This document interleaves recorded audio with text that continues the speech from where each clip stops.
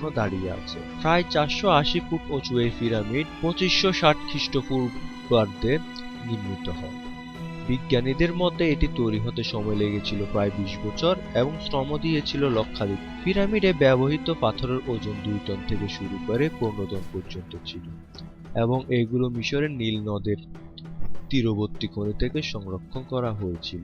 প্রাচীন মিশরীয়দের প্রযুক্তিগত দক্ষতা দেখে আজকের বিজ্ঞানীরাও অবাক।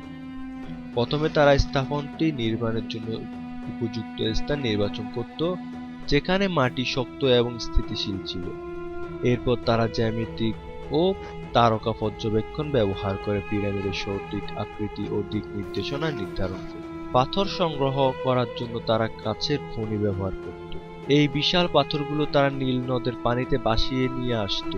এরপর বিশেষ ঢালু পথ তৈরি করে কাঠের রোলার বা স্লেজ ব্যবহার